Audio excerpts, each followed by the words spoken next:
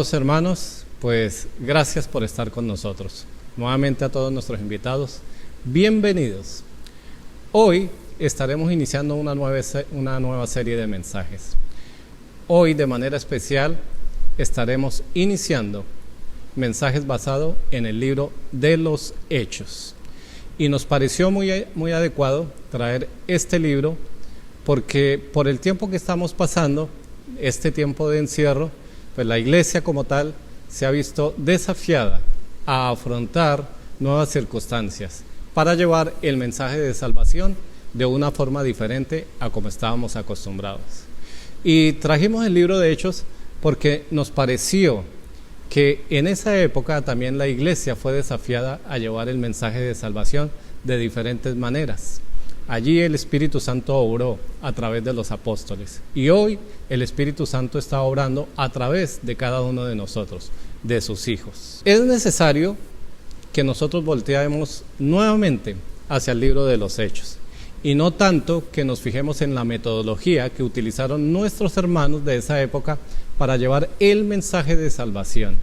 Más bien nuestro propósito es que nos centremos en la actitud y en la fe que tuvieron los apóstoles, que tuvieron las personas de esa época, la actitud que tuvieron para afrontar la muerte por causa de Jesús. Gracias a Dios, hoy no tenemos que afrontar la muerte, por lo menos aquí en estos países de América Latina. Sabemos que en otros países sí, pero queremos sacarle provecho al libro de los Hechos en este tiempo. El libro de los Hechos pues fue escrito por Lucas. Sabemos de Lucas que era médico porque el apóstol Pablo se refiere a él como Lucas, el médico amado. Tanto el Evangelio de Lucas como el libro de los Hechos fue escrito para un personaje llamado Teófilo. Se cree que Teófilo era una persona importante en Roma. En el Evangelio de Lucas, Lucas se refiere a él como excelentísimo, que era algo que se utilizaba para llamar a las personas que de alguna manera tenían posición social o posición política. Sin embargo, para cuando se refiere a él, en el libro de los Hechos solo lo llama Teófilo. Algunos creen que en el Evangelio de Lucas Teófilo no se había convertido y que ahora en el libro de los Hechos ya era un cristiano creyente que necesitaba madurar en la fe. El libro de los Hechos también es llamado el quinto evangelio y déjenme decirles que yo estoy también de acuerdo con eso. Quiero que veamos en los 4 evangelios cómo terminan.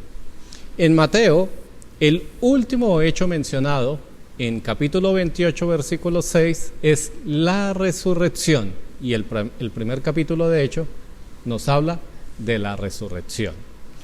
En el final del evangelio de Marcos se habla de la ascensión en capítulo 16 versículo 19, y el primer capítulo de Hechos también nos habla de ¿qué? De la ascensión. El Evangelio de Lucas concluye con la promesa de enviar al Espíritu Santo. Y en el primer capítulo del libro de los Hechos también se nos habla de la promesa del Espíritu Santo. Y por último, en el Evangelio de Juan se nos habla de ¿qué? De la segunda venida de Jesús. En el capítulo 21, versículo 22. Y esto también lo encontramos en el capítulo 1. Y la gran comisión que se habla en los 4 evangelios, pues tiene inicio ¿dónde? En el capítulo 1 del libro de los Hechos.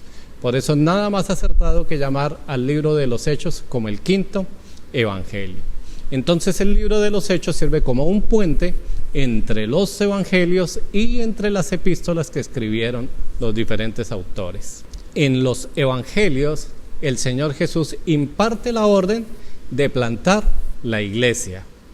En el libro de Hechos veremos a los apóstoles plantando la iglesia y en las epístolas vamos a encontrar cómo se colocó orden y guía en las iglesias. Como su nombre lo indica, el libro de los Hechos es un libro de acción. Algunos dicen que son hechos de los apóstoles, la acción de los apóstoles, y algunos otros dicen que son hechos del Espíritu Santo. Pues podemos decir que es de juntos. Están los hechos de los apóstoles. ¿Qué fue lo que hicieron los apóstoles? Pero leído el libro de los Hechos sabemos que todo fue bajo la guía, bajo el poder y bajo la conducción del Espíritu Santo. Así que nosotros para esta serie, basada en todos los capítulos de Hechos, la hemos llamado la manifestación poderosa del Espíritu Santo. Déjenme repetírselos. La manifestación poderosa del Espíritu Santo. Ahora bien, como el libro de los Hechos es tan extenso, nosotros también quisimos hacer unas subdivisiones. Y vamos a iniciar con la primera subdivisión, por así decirlo, como una miniserie que se va a llamar El nacimiento de la iglesia, que inicia hoy con este primer mensaje. Déjenme introducirlos detalladamente con este mensaje. En una consejería, un hermano me preguntó: Pastor Freddy, algunas veces usted no ha estado rodeado de mucha gente, pero en medio de tanta gente, ¿no se ha sentido solo?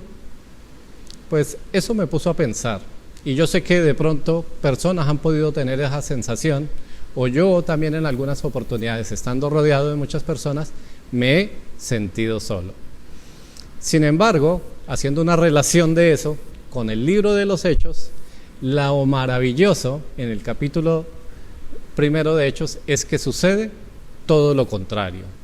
Jesús asciende al cielo, pues allí parece que los apóstoles han quedado solos.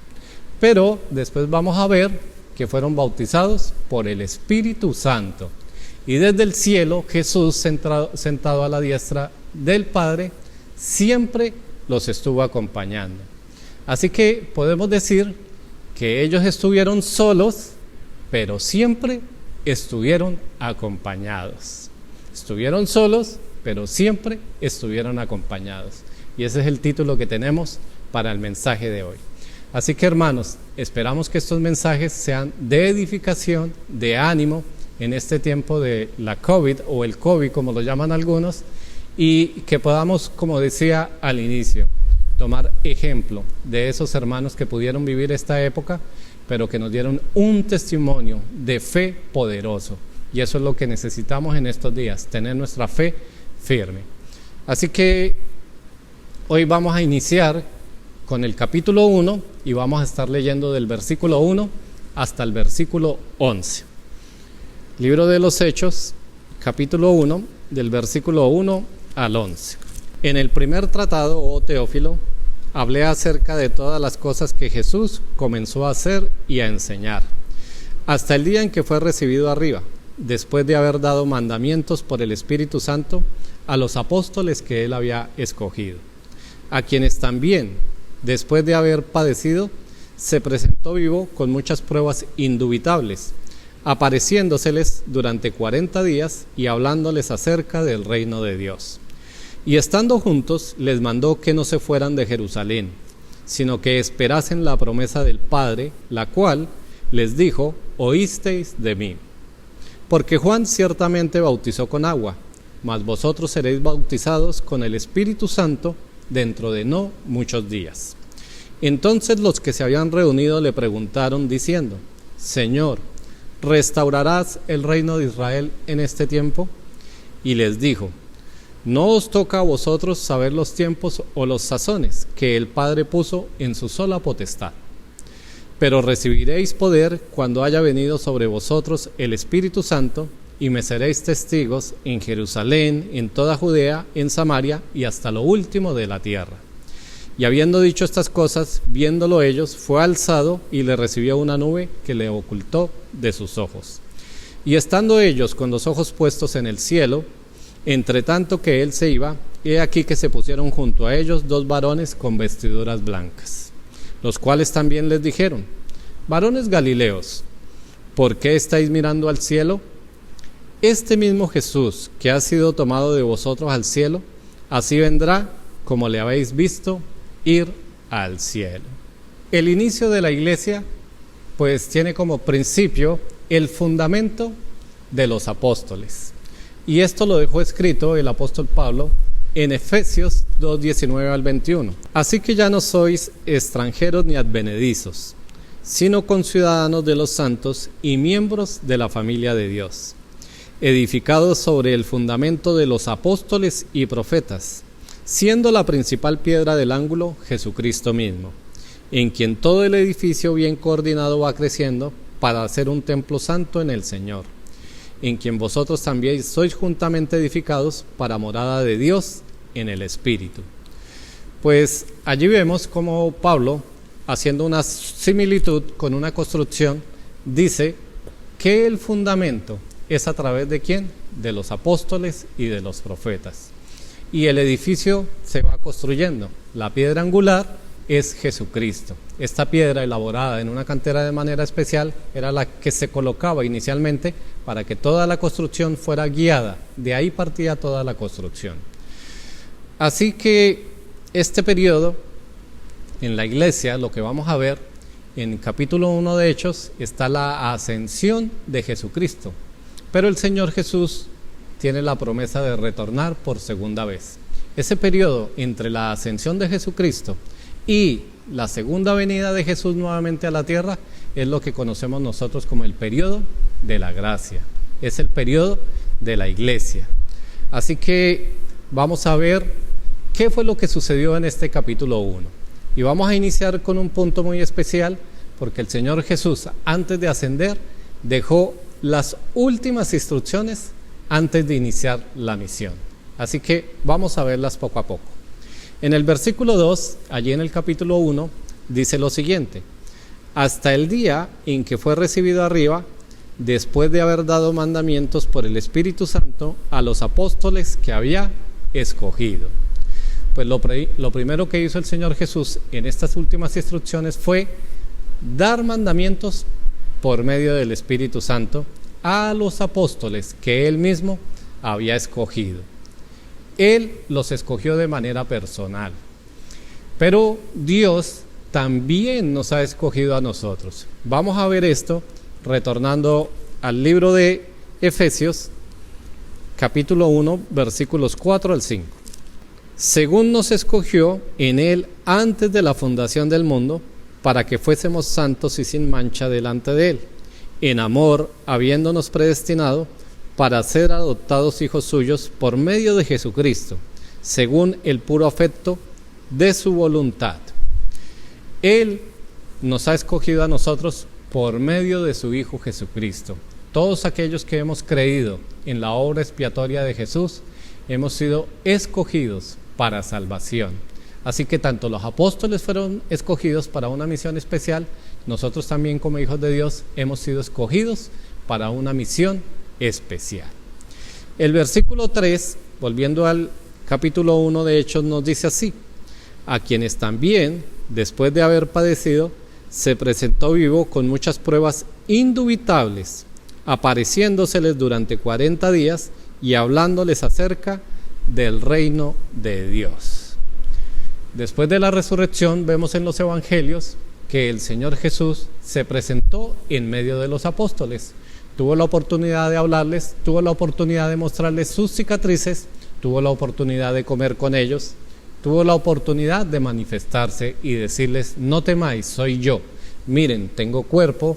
También se alimentó con ellos. Así que Él les dio muchas pruebas donde ellos pudieron constatar que era el mismo Señor Jesús, aquel que había estado con ellos, aquel que había sido muerto y sepultado y que ahora había resucitado conforme a lo que Él les había dicho. Nosotros podemos ir a Romanos 8:16. El Espíritu mismo da testimonio a nuestro espíritu de que somos hijos de Dios. Pues creo que nosotros, cada uno como hijos de Dios, hemos experimentado pruebas también que están alejadas de toda duda, de que somos hijos de Dios, de que somos salvos por Jesús. El Señor Jesús, a cada uno de nosotros, a cada uno de sus hermanos en la fe, a cada uno de los hijos de su Padre, le ha dado ¿qué? Pruebas indubitables. Y yo creo que en nuestro caminar en fe, cada uno de nosotros, de manera especial, ha experimentado la mano de Dios, que nos ha dado pruebas de que el mismo Señor Jesús existe y existirá eternamente, y que todas las promesas en Él son sí y son amén.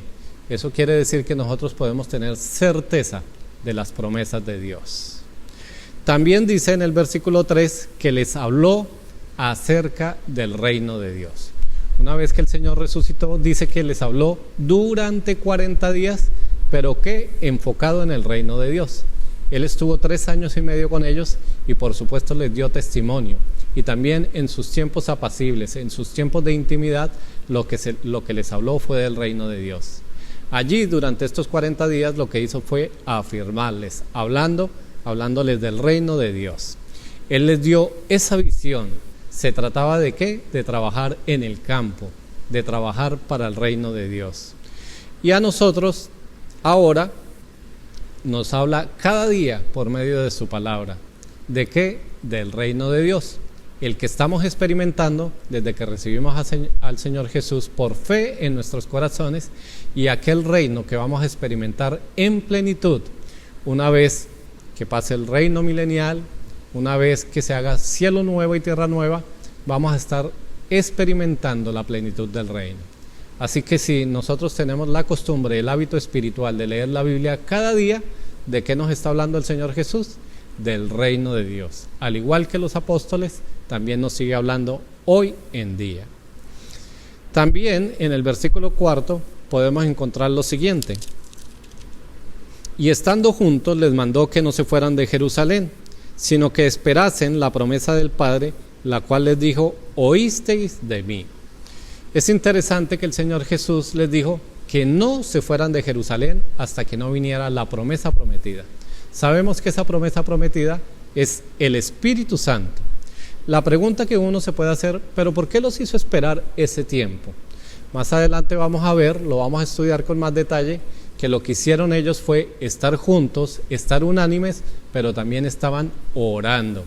Así que el Señor Jesús quería que ellos, en esa parte inicial, experimentaran esa comunión en oración, que pudieran estar concentrados, que pudieran estar dependiendo de Él para que llegara el Espíritu Santo.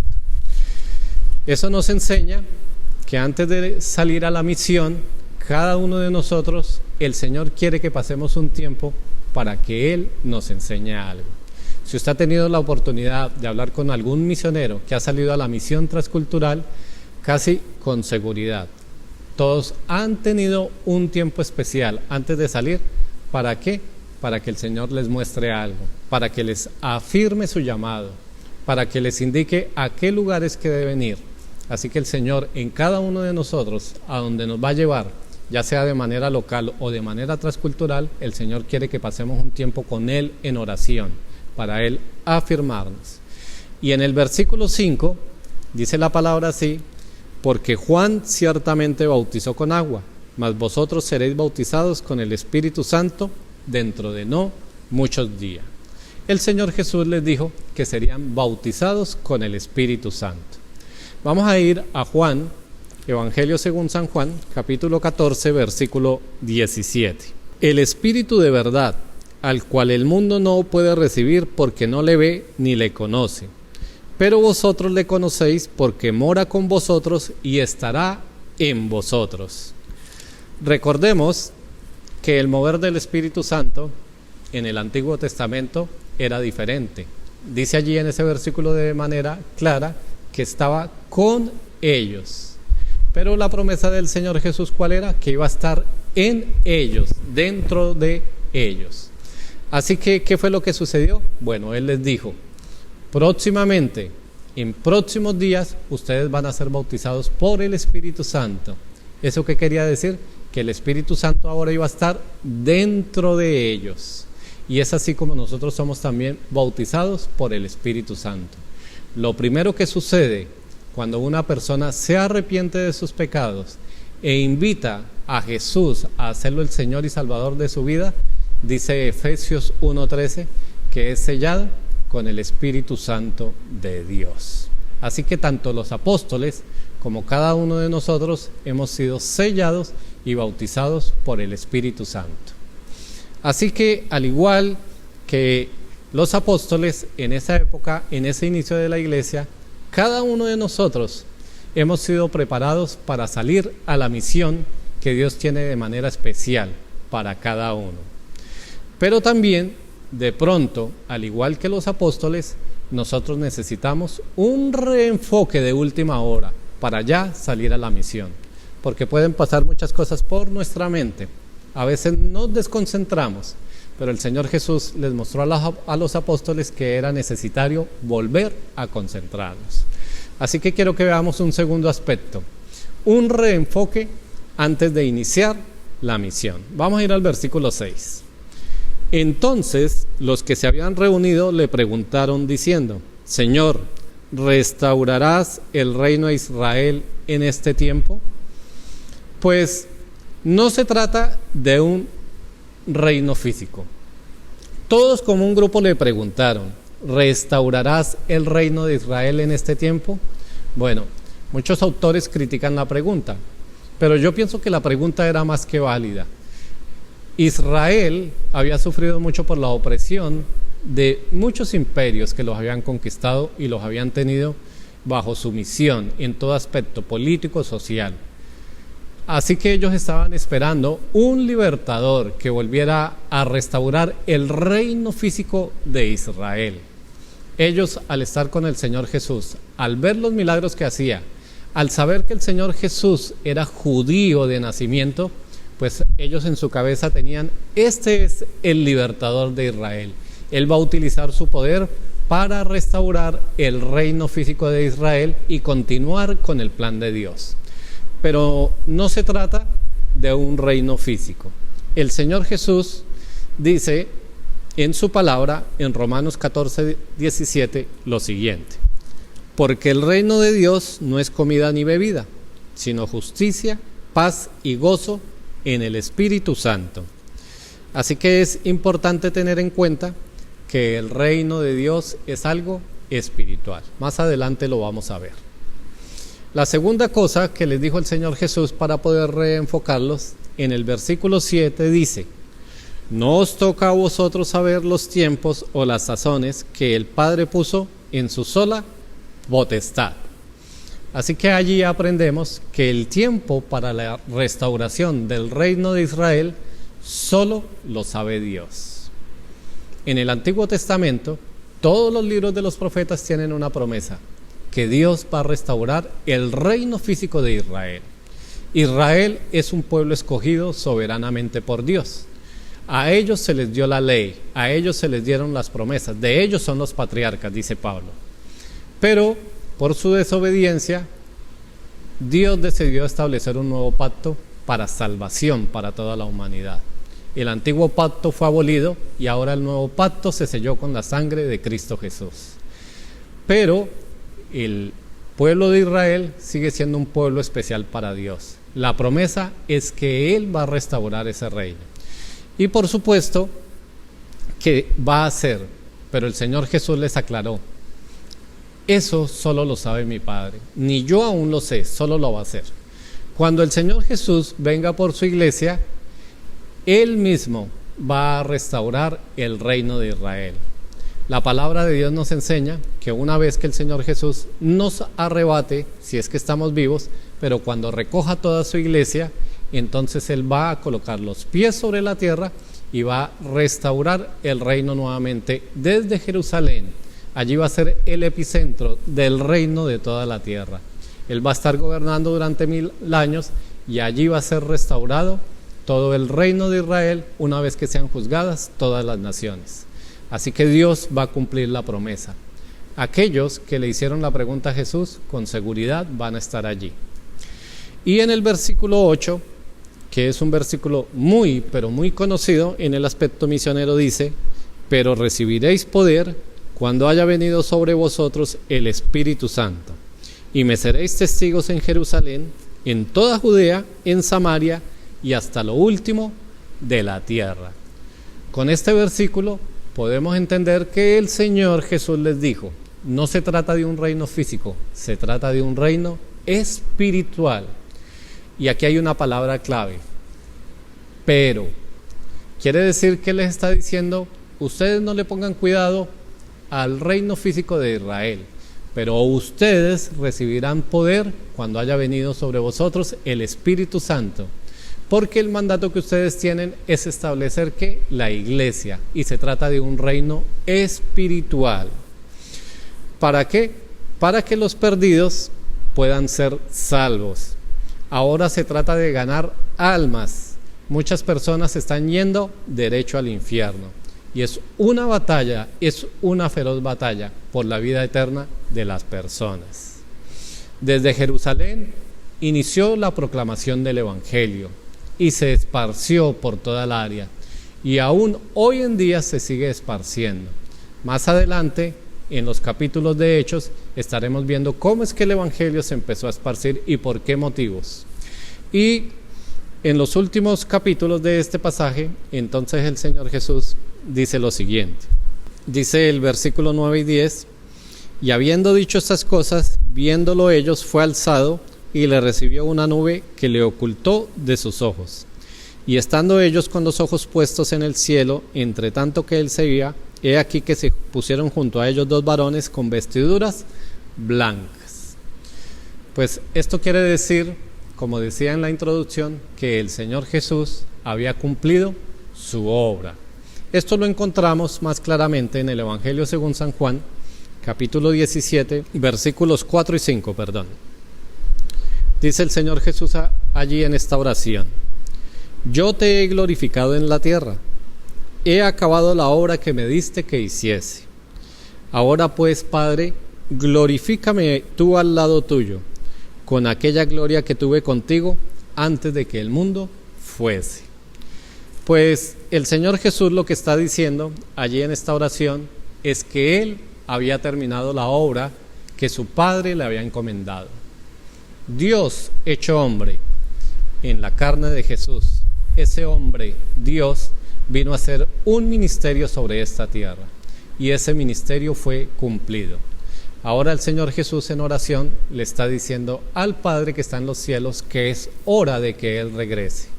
La tarea fue cumplida.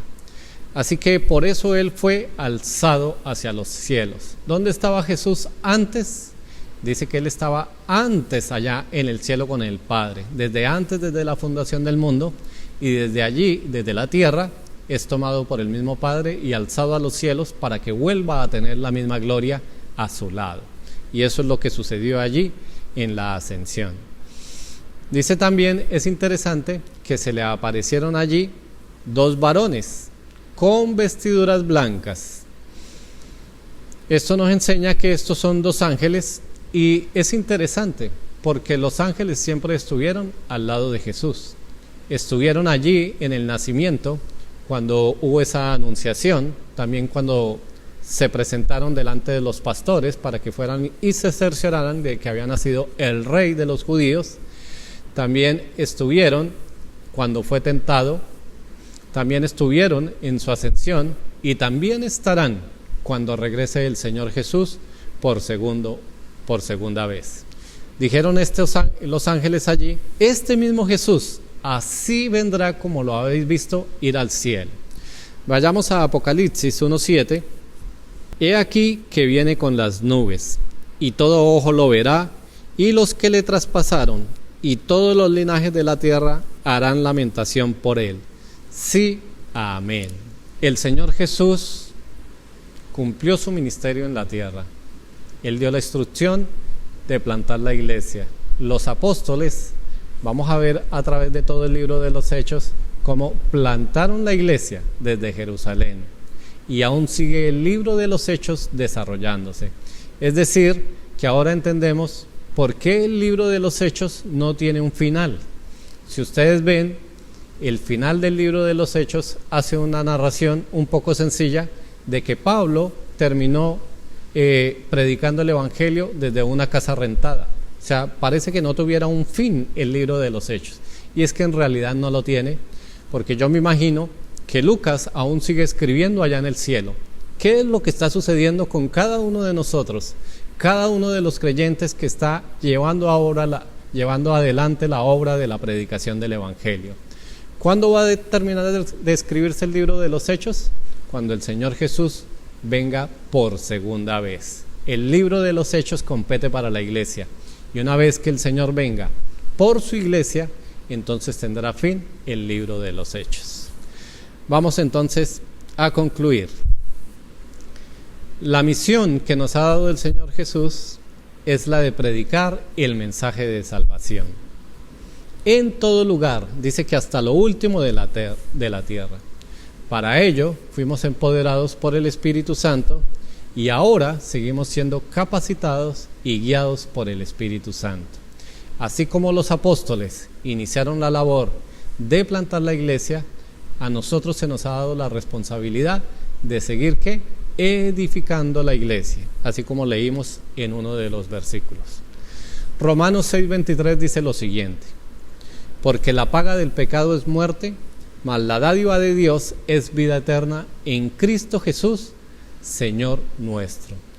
Todo pecador no arrepentido solo tiene un destino: la condenación eterna. La paga del pecado es muerte. Pero nosotros, los creyentes, los hijos de Dios, somos portadores del mensaje de salvación. Podemos llevar esa dádiva de Dios, ese regalo que nosotros tenemos, ese regalo que le da Dios al perdido, podemos llevárselo. El no hacerlo es un acto frontal de desobediencia delante de Dios. No se trata de decidir si llevamos el mensaje o no. Se trata de obedecer, llevar el mensaje. Así está establecido en la palabra. En mi trabajo, en años anteriores, yo fabricaba señales de tránsito. Y preparando este mensaje, me vino a la mente por el Espíritu Santo lo siguiente: nosotros, los creyentes, somos como señales de tránsito que dicen peligro. Y el mundo va por una autopista a alta velocidad. Así que la señal tiene que cumplir su propósito. La señal tiene que estar firme. Debe ser de buen tamaño, debe ser de un color llamativo y debe tener un mensaje claro que le diga al conductor en esa autopista: si sigues por ahí, vas al infierno. Nosotros somos como esa señal. Seamos firmes en nuestra fe.